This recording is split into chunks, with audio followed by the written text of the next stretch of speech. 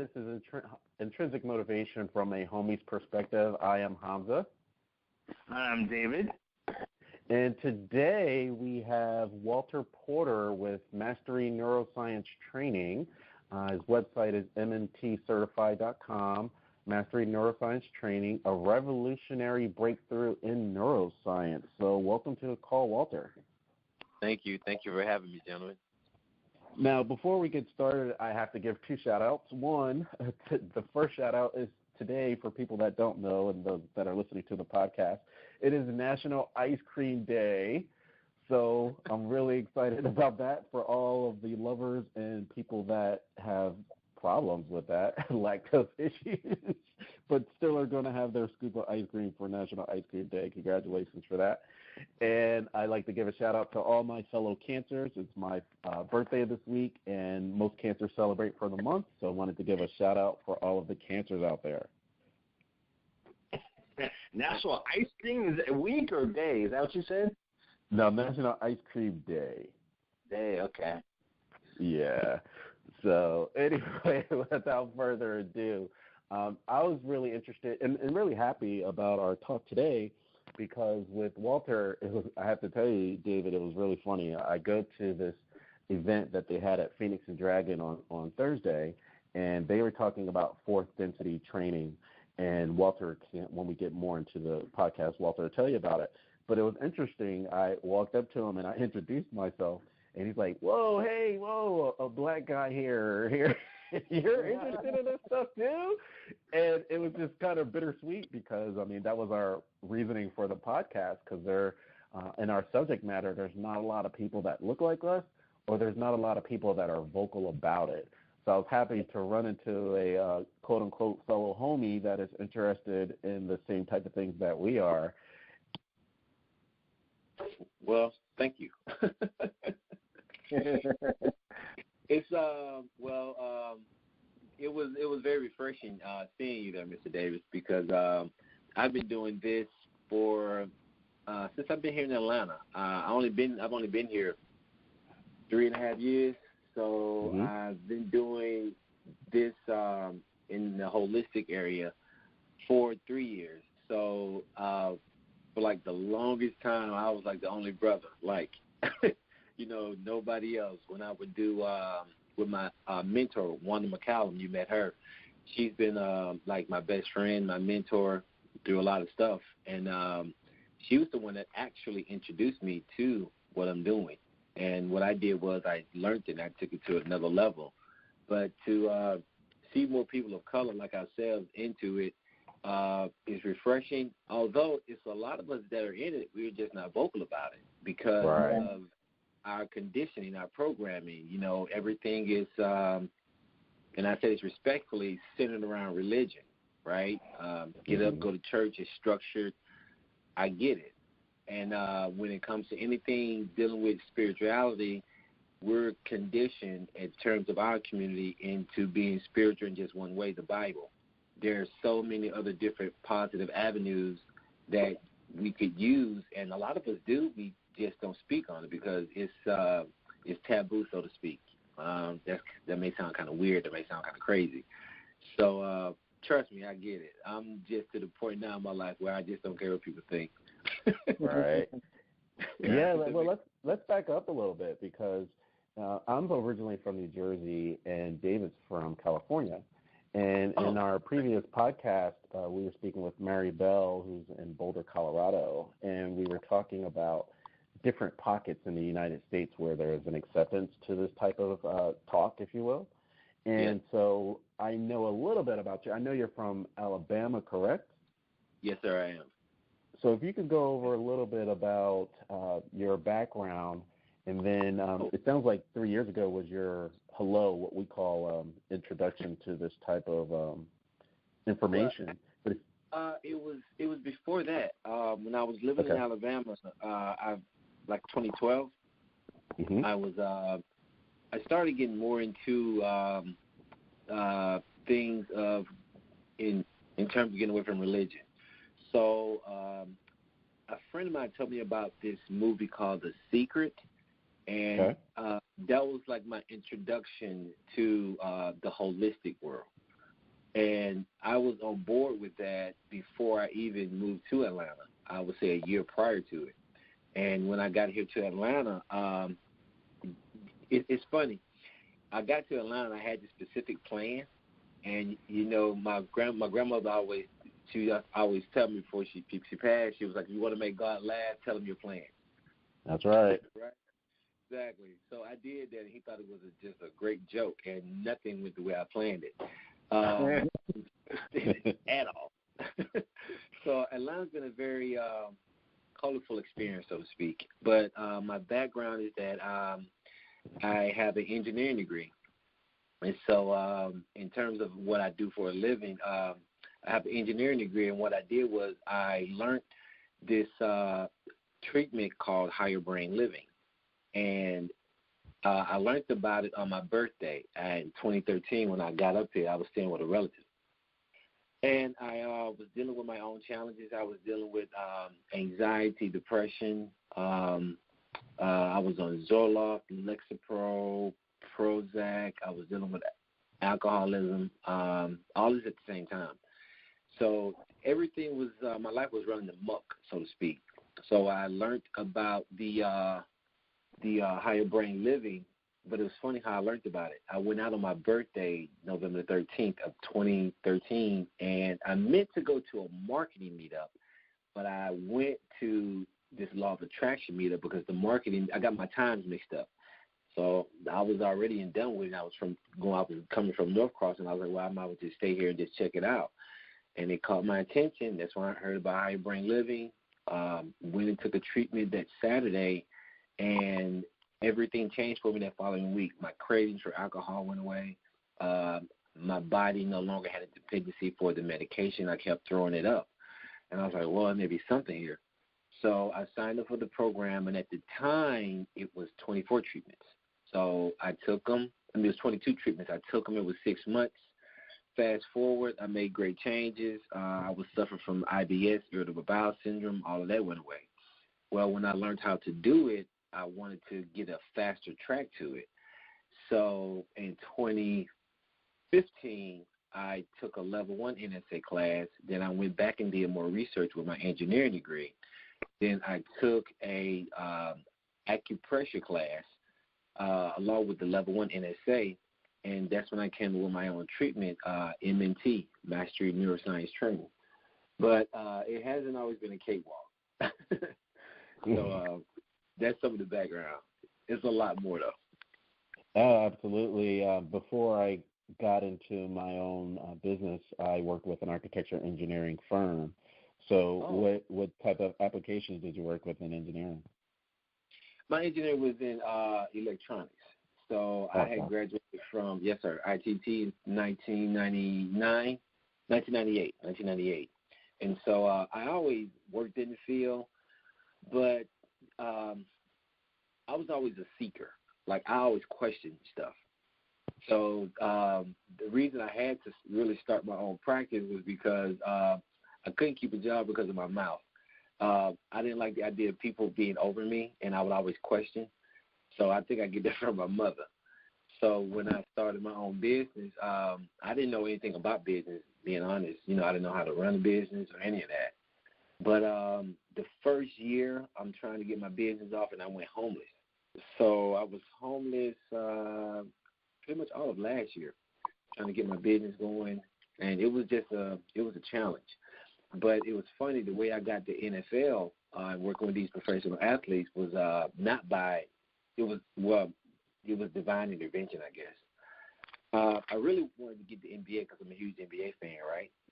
Mm-hmm. And so one of my friends I was staying with, I was sleeping in the back of his truck every night, actually, because I didn't have anywhere to stay. So he was like, hey, look, why don't you come over here to Midtown and, you know, you can try to see, can you give somebody your treatments for free, you know, some of the trainers. So I was like, okay, great. So I did that, and I was working at this little small room, and this one guy comes in, and really good guy, and I give him one of my sessions, and he's blown away. And he says, hey, man, my dad could really use this. So I was like, what did your dad do? He said he's a former NFL player. And, you know, I didn't really know a lot about concussion, you know, and I had just found a room for rent that morning for $90. So I said, well, will you be able to pay me $90? He's like, yeah, he'll pay you. And so I said, well, tell him to be here Saturday. And he came Saturday, and, after he got off the table, and I had redesigned the entire program to my liking, but not to the point where I didn't think it was going to be working very well with concussions. And his sense of smell was heightened. His anxiety immediately went away. His stress went away. Everything was just more amped, so to speak. And, after that, a lot more heightened. Thank you. That's a better word. A lot more heightened. And colors were more vibrant. It was just an amazing experience for him. And at that point, he and I are business partners now. And, he just started bringing one NFL guy after another. And granted, I'm still struggling, but I got to do these guys for free. And what he was doing was building a concept that we'll be able to take to the NFLPA to say, hey, look, we have a concept that is working with these guys to help them with concussions. And what I didn't realize was that, these guys were able to sleep at night. After one treatment, they can they don't have any anxiety, any stress. They don't have any violent episodes. Certain things don't trigger them, and this is uncharted territories because when you're dealing with the NFL and the PA, they don't really want to admit they're wrong about a lot of stuff, and I get it, but no one is offering them something to help the players in this regard. So it just started growing from there. So 95% of my clientele is NFL players, and I finally got my first NBA guy. So he came in about a couple of weeks ago. But it doesn't just work with professional athletes. Anybody can benefit from it. Well, there's no accidents. I mean, it's a wonderful story, and there's no way you could have planned it linearly at all. Doesn't I know, right? Right. You're like, yeah, I want to work with NFL, but not this way. I never would have imagined this way. It's funny because when I gave Mr. Harris, his name is Joe Harris, great guy, I gave him that first session, and he was like, young man, I'm going to get you with the NFL, and I'm going to do this, open up doors. And Mr. David, the entire time I'm looking at him and I'm thinking to myself, that sounds really nice, but can I get that $90 for this room because I got to be there in like an hour? So I wasn't even thinking about the NFL. I was just thinking about $90. But seriously, I was. But that's the way it happened. And it's been going ever since. My office is located here in Dunwoody. I have a staff of 3. So it's a lot better. It's a lot better. So, and speaking of no accidents, I love that we're talking to you on July 16th, right? Because I'm a huge football fan. David's a huge football fan. And everyone's practicing now, right? And next month, college starts. In 2 months, NFL starts.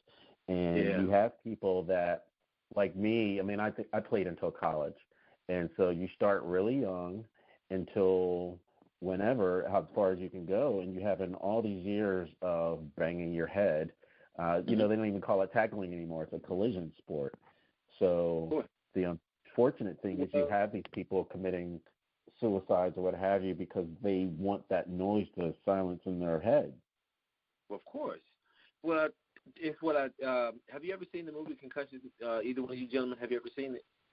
I have not. I have not either. Yeah, it's a very good movie. And Dr. Amalu, he's a really good guy. My business partner, Mr. Harris, he knows him very well. The movie's very accurate. And when you're talking about concussions, people only think of the game, but they don't think about the 5 days of practice, right? They don't think about that because you have a lot of guys. I have one gentleman come in, and he just retired at 30. And he said, Mr. Porter, I've been playing for 20 years. I'm thinking, 20 years?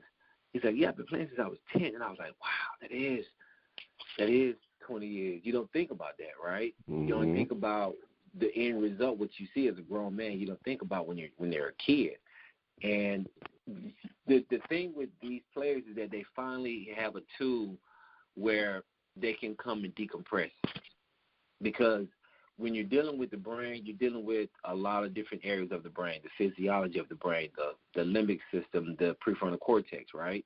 And the limbic system for sure is just the negative part of the brain, the primitive brain, and the prefrontal cortex is the positive part. Well, when it comes to a concussion, that goes out the door because it's like you take a woodpecker, and a woodpecker, and I'll make it simple, where its tongue will go down the back of its throat and wrap around its brain, so when it hits and it pecks, it's like the anatomical equivalent to having a safety belt for its brain, so it's safe. Well, when it comes to human beings, we don't have that. So every time a player gets hit, every time, what happens is a negative protein is released in the brain called a tau protein, all right? And what happens is that tau protein, every time it gets released, it invades and tangles, and it strangles the brain from the inside till it gets hard. So like in the movie Concussion, it's equivalent to pouring wet concrete down a kitchen pipe, and it's going to get hard at some point, right? Well, that's what happens with the brain. So when you put a person under a CAT scan, and I'm talking to these guys, and they go get CAT scans and all this medication, the medication is only tackling the symptom but not the root of the issue. That is all it does. So when you have guys that are committing suicide, like you said, it's not because they don't and that they want to, it's because they don't recognize themselves. Because that tau protein is invading the brain, and it starts to choke the brain from the inside until they start self-mutilating themselves. Unfortunately, I've known guys to drink a gallon of antifreeze because their brain told them to do that. You know, you take these guys that have been married for 20 years to this woman, and all of a sudden the past 5 years they start abusing her. Why would a man do that, right? Because he's not even recognizing himself. And that's the part of the game that people don't see. If you take, there was a study done that I did some research on, I want to say it was in Syracuse, and they took a college athlete, and it's just a regular college athlete, not an elite one. And at the beginning of the year, they put his brain under a CAT scan where they can see colors on it. And the colors were blue and orange. And orange represented a healthy brain. And the blue just represented just a negative part of the brain, you know, some damage. And at the beginning of the season, this kid had 95% orange. After 12 games, that 95% had went down to 15%. And over that year, in course of those 12 games, including practice, he had over 1,600 concussions. So you take a player that the movie represented, Concussions, Mike Webster, over his career, he had over 70,000 concussions. You see where I'm going? Yeah. So, you know, I mean, it's the part of the game that I see. I don't see the glitz and the glamour and all of that. I see the guys that come in that have, unfortunately, made poor choices with their money, and they can't even afford my treatments. But you can't tell a person no. You have to help them, you know, because it's just the right thing to do. But you have some guys that come in and they're okay, but they still need to decompress.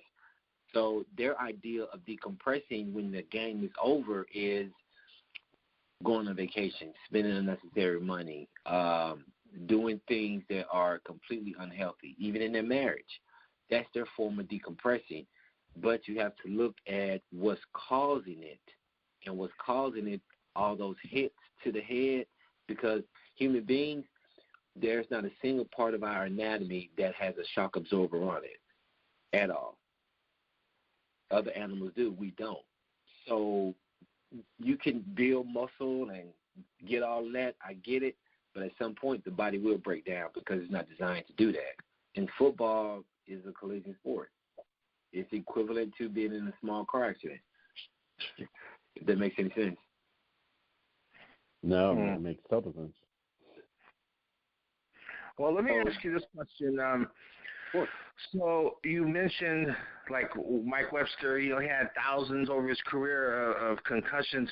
What exactly is the definition, would you say, of a concussion? Simple. Anytime you get hit in the head, that's a concussion.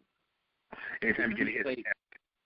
So, has it been determined, like, how many times a person would have to have that experience before there's going to start being problems?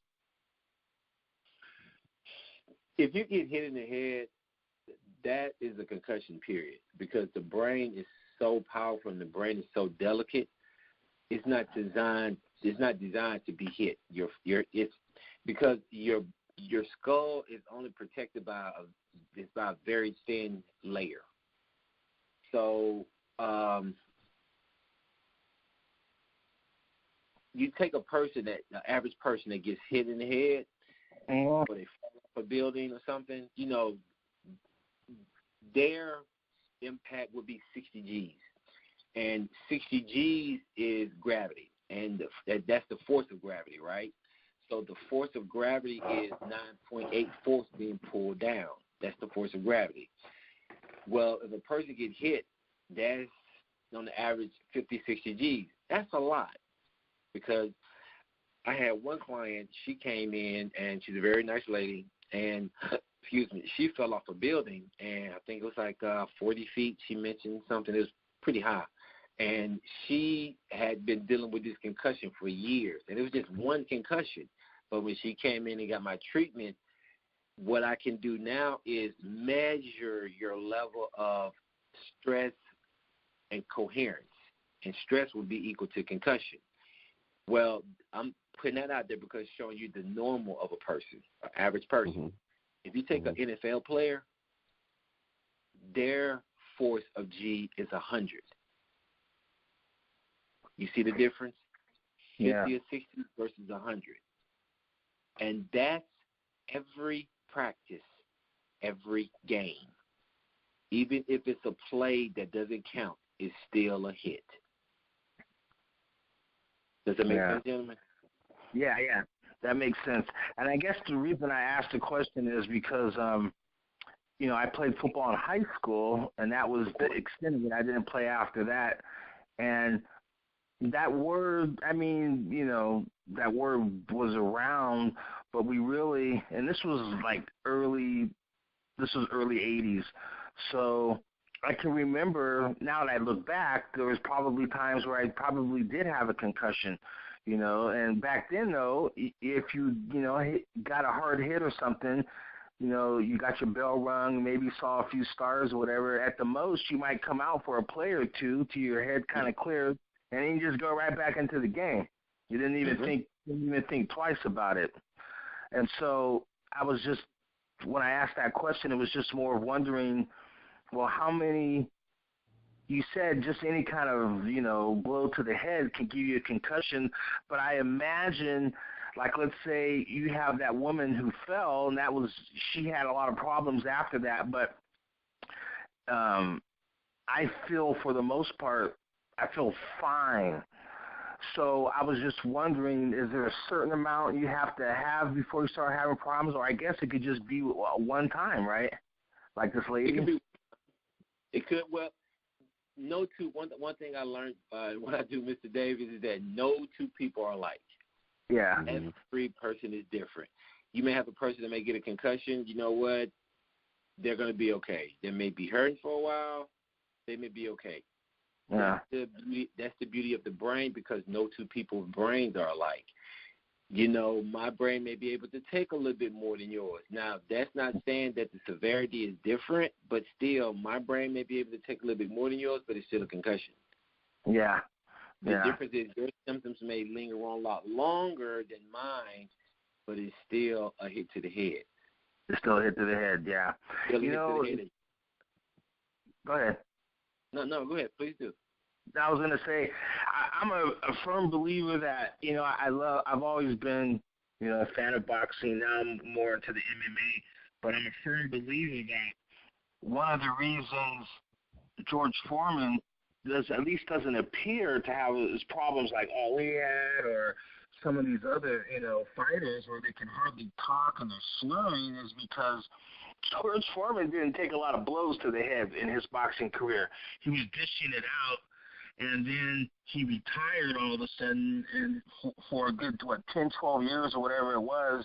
And then he came back for a short. But if you look at his career, he was doing a lot. He was hitting a lot of people. He wasn't taking a lot of hits to the head, and that's why I believe he's in the place where he's at now, as opposed to some other boxers that you see that took a lot of blows and punishment, and you're just like, wow, this guy can hardly even talk.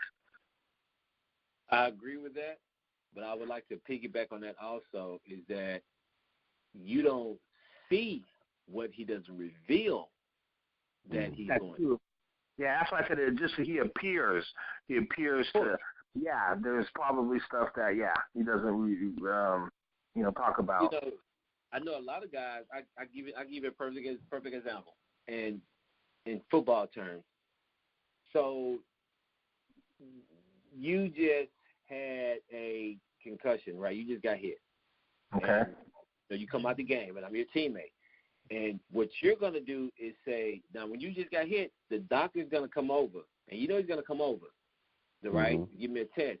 What you're going to do is tell me, hey, look, yada, yada, yada. Tell me, remember what the doctor said, yada, yada, yada, So tell me what he said. So when he comes back again and asks me 5 minutes later, I'll be able to know.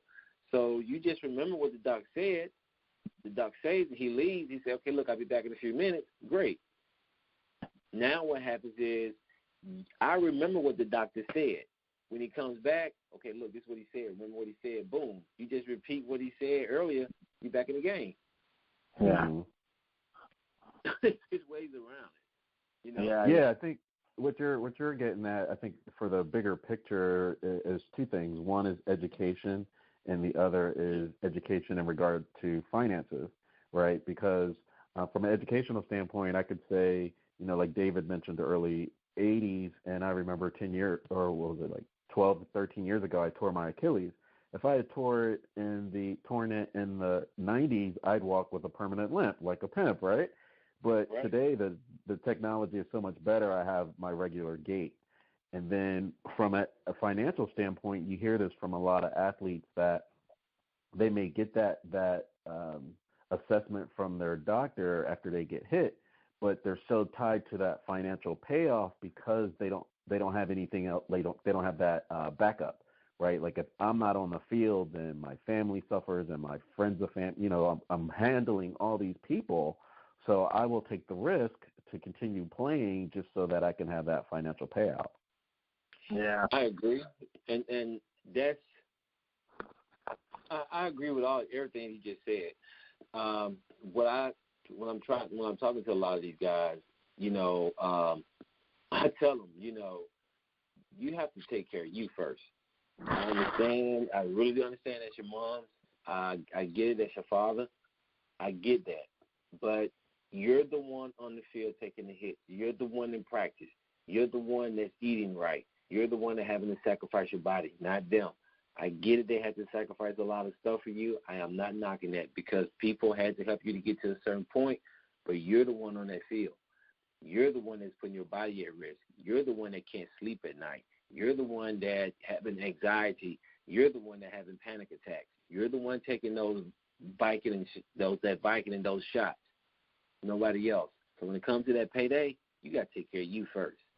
Mm-hmm. And I tell them that's not, and that's a hard reality, but you have to be selfish because I understand they help you get to that point, but they understand they can sleep at night. You can't because they're telling me they can't sleep at night. They're telling me that, they're having all these anxieties. So you got to take care of yourself first financially because you go out there and get hit, your money ain't guaranteed, your contract ain't guaranteed. And guess what? Your family's still going to work at Starbucks the next day. You don't know how you're going to pay for your job or how you're going to support yourself because all you ever known is football. All they ever known is the job they do. They got job security for 10, 15 years over there, right? You don't. Right. You got to take care of yourself first. I understand it's your family, but two things I recognize that take athletes out quick than anything when it comes to their finance. And it's not even a problem of money management. It's not. Just save your money. You get an account. It's like anything else. They get paid. They get taxes taken out of their money. You take your money. You go to the bank. You live off a certain amount. You're on the budget. Yeah. It ain't even that. That's easy. It's money and it's family and women, period. You got to impress her. You got to take care of your family. Yeah. That's the nature of it. So that may be a hard reality for some people to understand, but it's like me. Like, my family know what I do. You know, they know I deal with professional athletes, but they know they can't get a dime out of me. I mean, I would use my money to create opportunities for you to help yourself, but I'm not putting money in your hand because you have not changed your paradigm of thinking towards the dollar. Oh, man. You don't remember me from second grade? You're supposed to owe me, man. And you know that all comes up, and they play on your guilt, and they want to make you feel guilty and bad. And it's unfortunate, you know. But you want to know, I tell the guys, you want to know that real true friend that they have is the one that don't need anything from them, just their time. Because that true friend is usually trying to get his own stuff. So just touching on the financial part that the gentleman brought up earlier. Let's back up for a second. So it just reminds me of Steve Harvey when he said NFL stands for not for long. And in many cases, you have people that may come to you, like the first guy that came to you, he was retired. So from an education standpoint, if you could talk about, because I'm sure there's some, you said every brain's different, but there should be some commonalities of some initial signs and symptoms before I get to the anxiety and panic attacks and can't sleep. Could you talk about that? Yeah, in terms of like the guys before it gets to the severe part of it, or do they experience it before they get in the league or during the league? Yeah, it's just something that if for someone that's listening to this, you know, like I said, it's the beginning of the football season, and some people are at it 20 years, but they may have been signs all along that they chose to ignore just from an education standpoint. They didn't know what to look for. These guys are dealing with that anxiety for years, even before they got into the league. They've been dealing with this anxiety in college and high school. They've been doing it for a long time. They just choose to suppress it. One thing about suppressing symptoms, they always win at the end. You know, it's easy to obey your body all along the way as opposed to letting it just fester up at one point. These guys know they have the anxiety. They know they deal with depression. They're just afraid to talk about it because it's a form of weakness. I can't talk about this, you know, because they're so programmed. They're so programmed, the provider, to be the tough guy. You know, I can't show weakness. Like a lot of guys, the challenges they have is that 5-year transitioning from retirement to finding something else. Because all they ever known is football. Football has been their identity. Yeah. That's what they ever known. That's who they are. It's like taking a rich person that got money, take their money away, they have nothing else. They don't know who they are, right? You take their fame away, they don't know who they are because that's been their identity. So with football, it's the same thing. You know, the guys can get help, you know, and there's nothing wrong with asking for help. It takes really another player to say, hey, it's okay. You can ask for help. That's not a form of weakness. They're used to people coming to them, but for them having to come to someone else, and it's so simple, but to them, they're so programmed, it's not. Because, like, with those guys, they get points for fighting in practice, right? You know, so I tell you, you know, the last person you want to challenge is a football player because, you know, they get points for fighting. They get it's adulation to fight in practice because it breaks up the monotony every day of practice. Then you got to fight. Okay, great. You know, you want that. So that's the last person you want to challenge. So those guys are really wired differently than any other athlete. And I dealt with NBA guys and baseball guys. They're totally different. But even the baseball guys and the NBA guys, they don't want to talk about anxiety either. They don't want to talk about depression because NBA players, their challenge is they can't sleep at night because with the NFL, here's the thing. With the NFL, you know you got 16 games.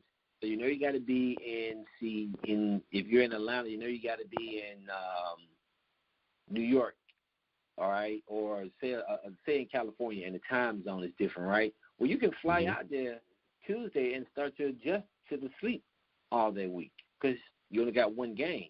In the NBA, it's not so much. Their anxiety and everything comes from they got 82 games. It's a long season. So you just left Atlanta, and now you got to be out of L.A. to play the Lakers, and you just finished the game. You got to catch a flight. You finish the game at 11 here in Atlanta. Then you got to catch a flight at 2. Then you got to be out of L.A. Then your time goes back. Then you got to adjust to that, and you can't sleep. You see where I'm going? So their issues is sleep habits. They can't sleep at night when their plane lands, and that'll create a form of anxiety. And then with these guys, that anxiety now with NBA carries over to the court. And when it carries over to the court, the worst area that any NBA guy wants to be at is their free throw line. These guys told me, it's the stuff that the people don't know. You're at the free throw line, and they'll tell you, you got the opposing team saying nasty stuff to you. You got the referee telling you to hurry up. Your coach is telling you to make it. You got the crowd. And then on top of that, you're trying to look cool to be on TV, right? You got to deal with all that stuff. And you think about who's watching you on television. And all of your fundamentals have went out the door. You have not thought about none of those 100 shots at the free throw line you made in practice. It went completely out the door. So that's another So you're saying that if Shaq had seen you, he would have been a totally different player. He would have been a totally different player. It's funny. I was talking to one of my NBA guys, and I knew it. He was like, dude, you would have made a fortune off Shaq, man. Yeah, you're right. If you got Shaq, that shot out, boy. Man, I'm trying to get to Dwight Howard because he needs me. It was funny you mentioned that, man, and that's true though, because it's all in his head. Shaq could have made them shots, but it's all in his head though. That free throw line, it's and you're out there by yourself. You're on the island by yourself. It's nobody but you.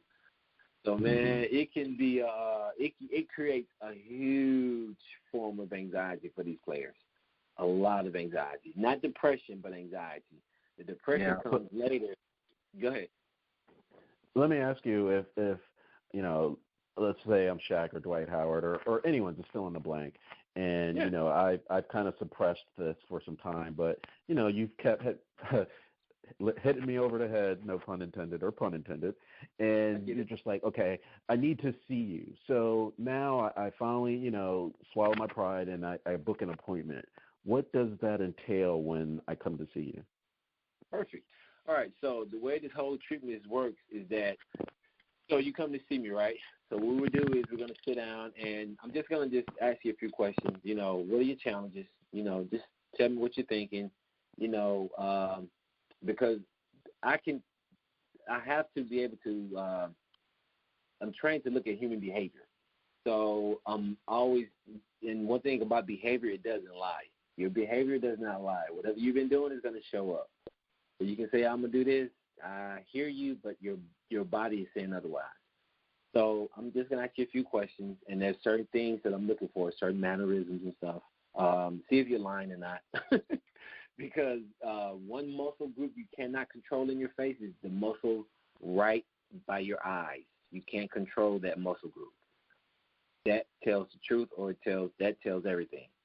So after I ask you a few questions, what happens is that you're on the massage table. So you're going to be in 3 positions: face down, sitting up, lying on your back, and face down again for integration. And I'll explain that later. All right, so a client comes in and you don't eat anything an hour before you come. I prefer an hour and a half. So you lay it on the table, and what I'm going to do is I'm going to attach a device to your ear, and it's called a heart map device, and I partner with Heart Map Institute. And what this device does, it's a sensor that picks up pulses in your body.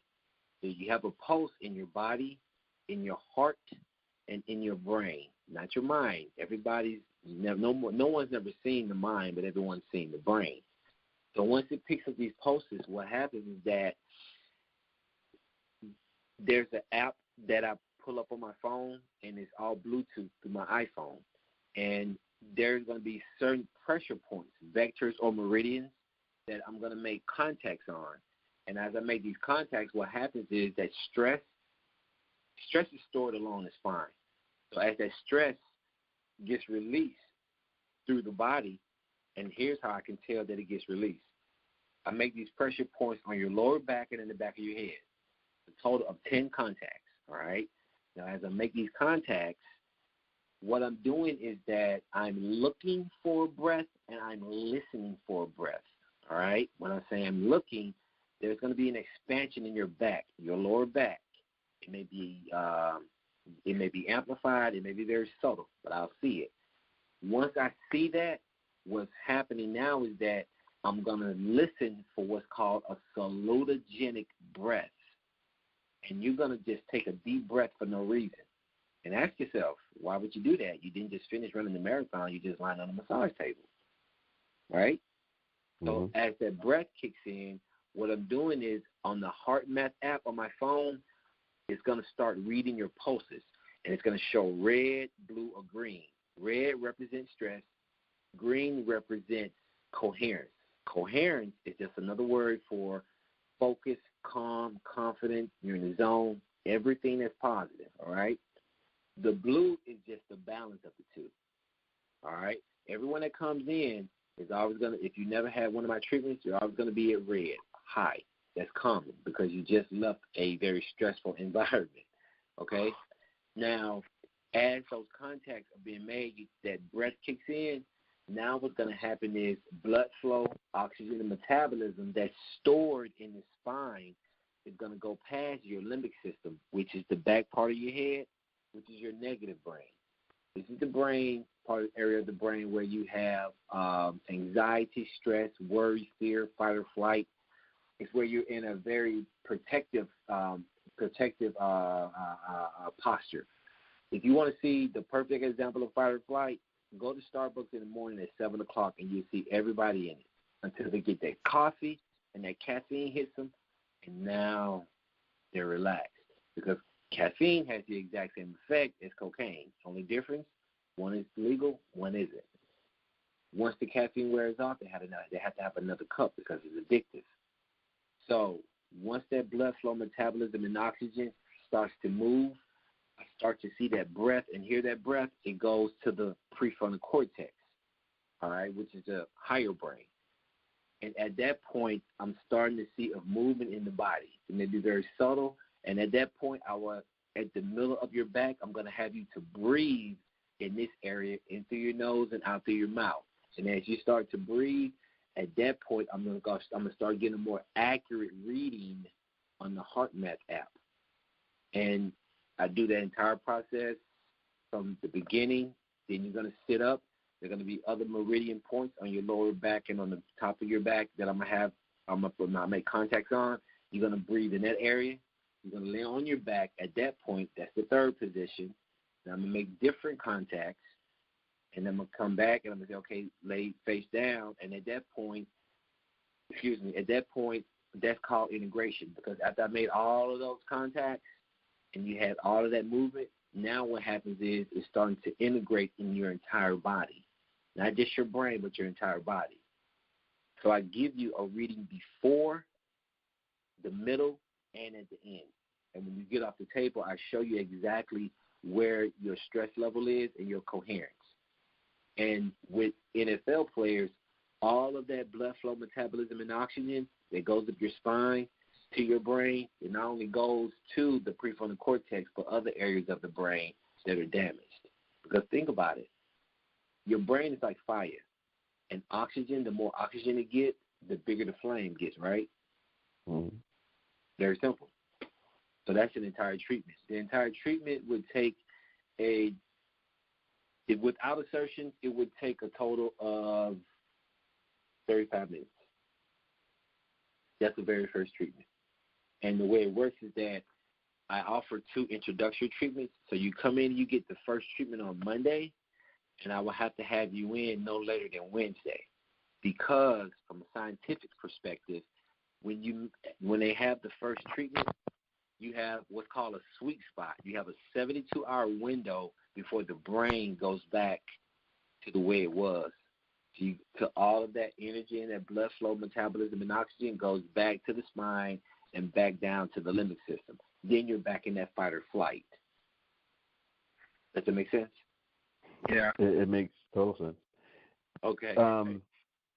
I have a question as far as from a technology standpoint. Like, I, for one, am a huge fan of hacking, of brain hacking. So any way that I can enhance the prefrontal cortex is amazing. So I'm very happy that we get to speak to you, that you can help individuals in addition to athletes. So not that if I'm not an athlete, I can't see you. So I'm definitely open to that. But I'm also interested in the prefrontal cortex hacking, again, with the transcranial direct current stimulation, the TDCS. You have the transcranial magnetic stimulation. There's been research with universities. I saw a recent interview or presentation from UC Davis, where in 2017 you have a lot of introduction. These things have probably been around for years, but it's coming more so to the general populace.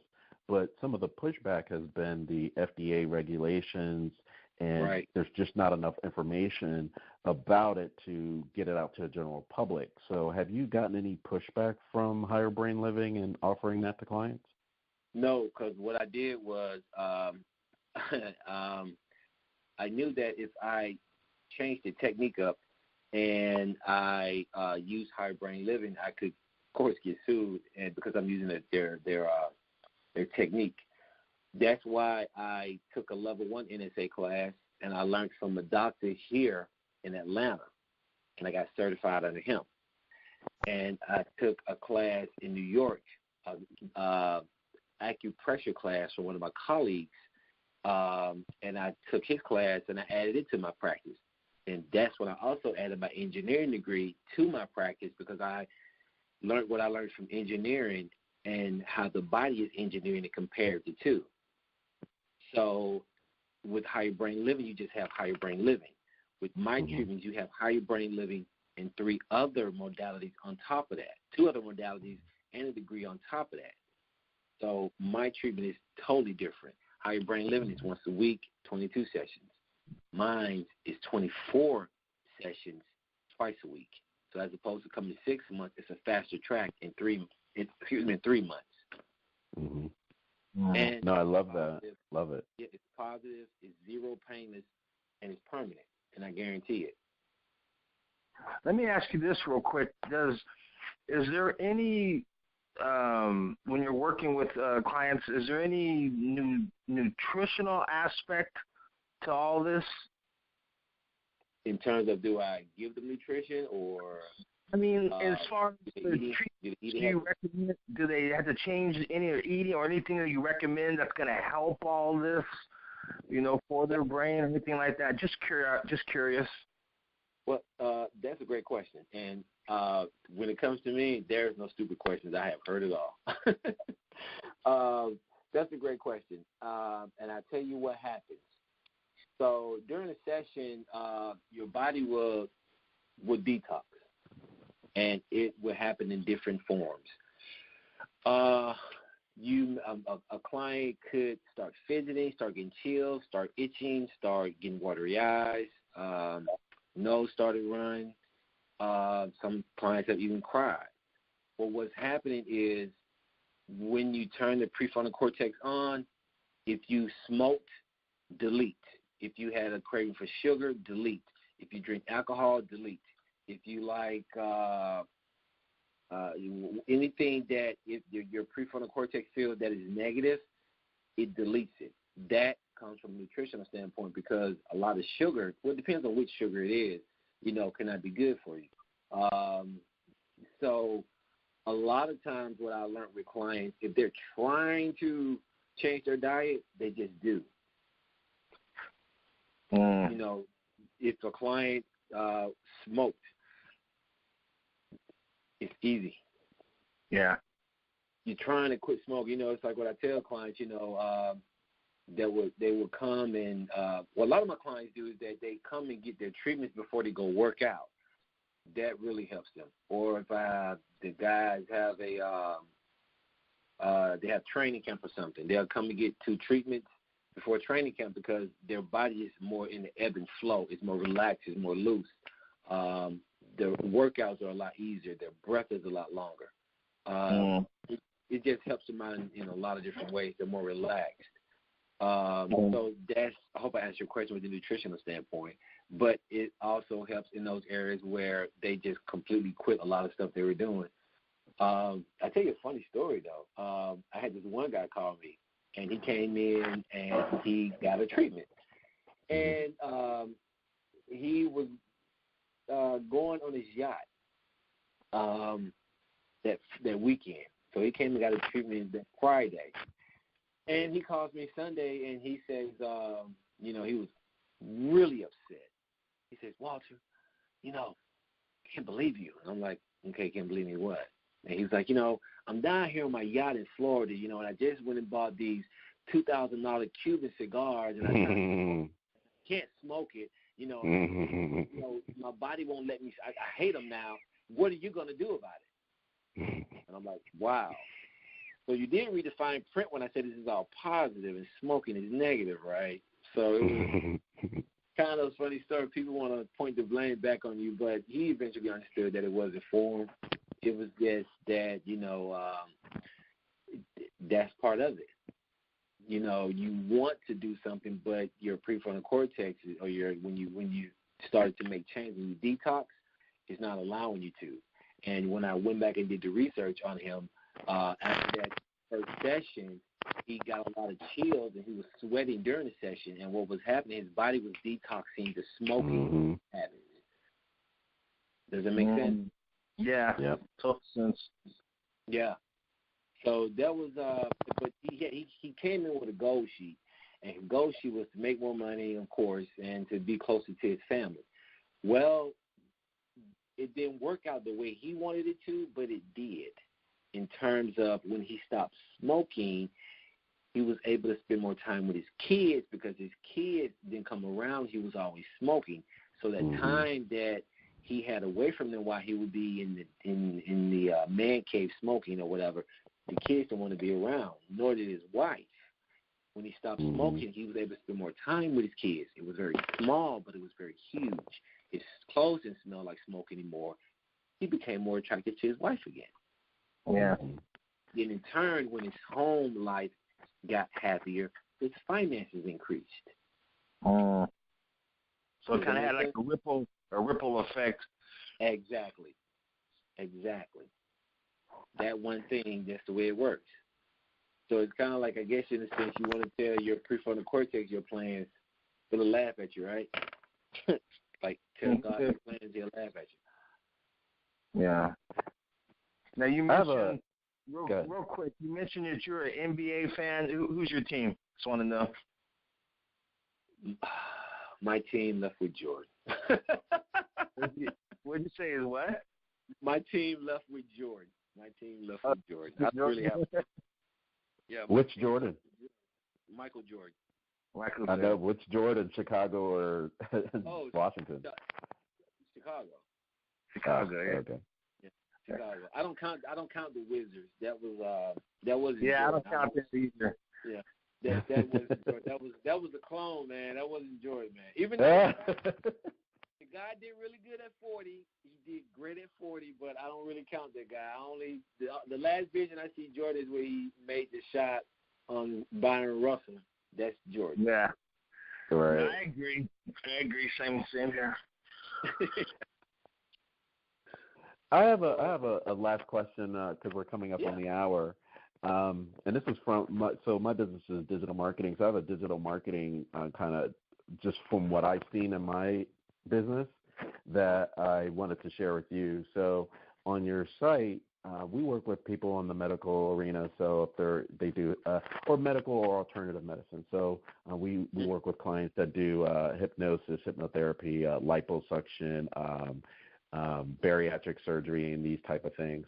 And when we try to run ads or what have you, sometimes the ads get disapproved because in this industry you have to put asterisks on your site of results are not typical, right? It'll be different for each person. So the only suggestion I would have on your site is potentially to put asterisks on some of these places, because if everyone's brain's different, they're going to have a different experience, and you don't want anyone coming back to you because expectations weren't managed. I will run that by the lady that does my website, Miss Angie. Angie Wood. Awesome. Thank you so much. I appreciate that. Oh, no problem at all. It's always I'm surprised. This is our 16th episode, and this is the first time we've had a guy on. So we're just happy that really? Wow.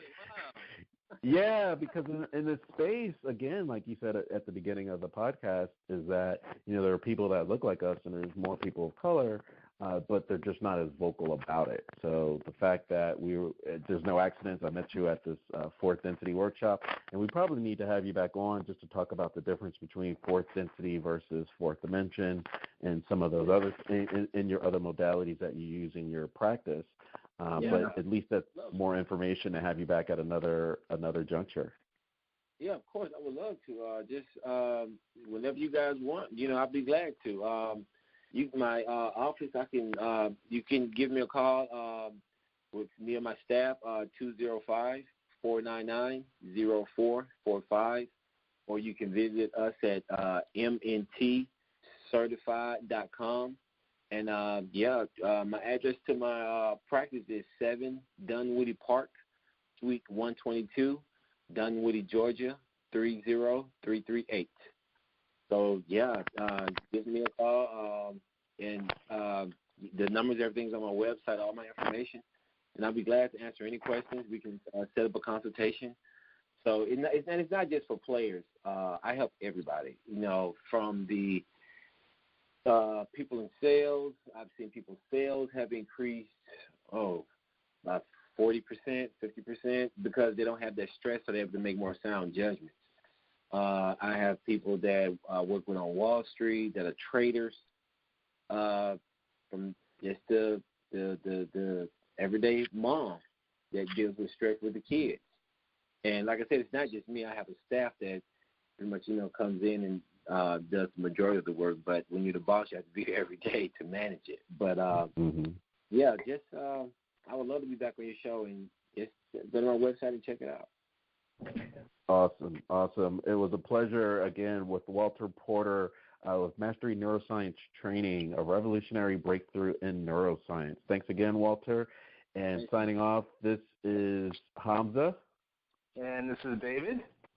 Of Intrinsic Motivation from a Homie's Perspective, and we look forward to you guys on our next podcast. Take care, guys. Thank you. All righty. Bye-bye. Hamza.